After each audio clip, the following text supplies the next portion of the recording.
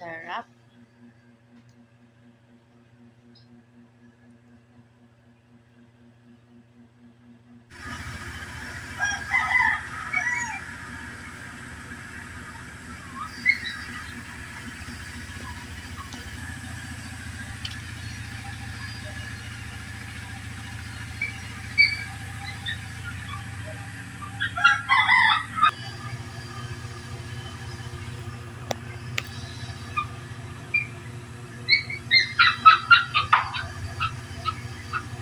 So, mayroon tayo sa bakuran guys na luya. Ayan, dyan lang tayo guys kukuha ng luya guys.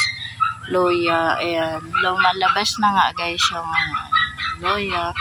So, magtitinula tayo ngayon guys. So, galing sa backyard, sa garden. Dito lang natin kukunin ang mga ricado. Ayan. Siguradong sobrang sarap ng ating tinola ngayon kasi dami natin siling tanim guys. Grabe oh. Tara na guys, magluluto na tayo. Punta na tayo sa kitchen. So ayan na nga yung mga recipe natin. May luya tayo guys, tsaka 3 botel na garlic, at yan may sili, may chicken, at of course guys mayroon tayong papaya at tanglad guys. Galing lang yan sa garden lot guys. So ayan, may tanglad na. Painitin ang kawali at lagyan ng konting oil.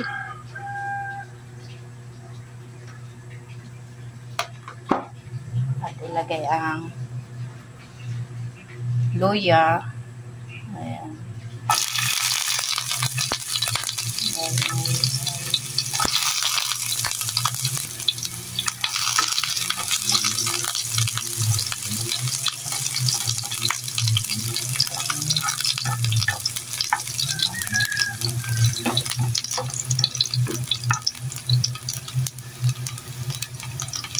Ilagay ang garlic.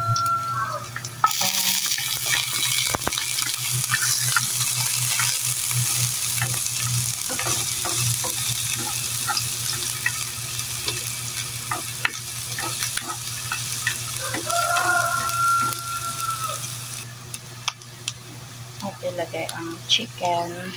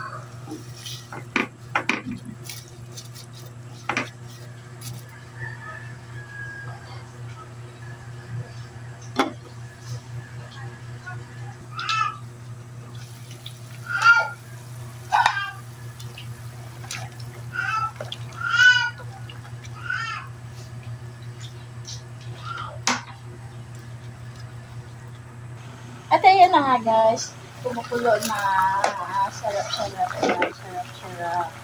O, diba? Tapos, guys, ilagay na ang dahong sili. Ayan. At pakuluin ng 2 minuto at tapos na.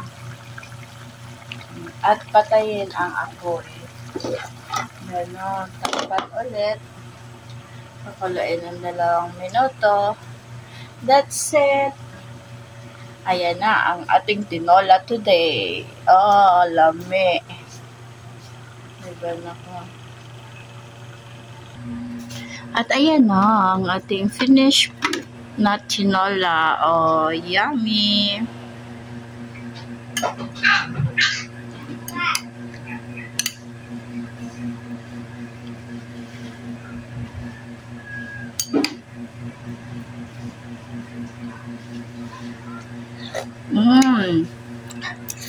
Sarap.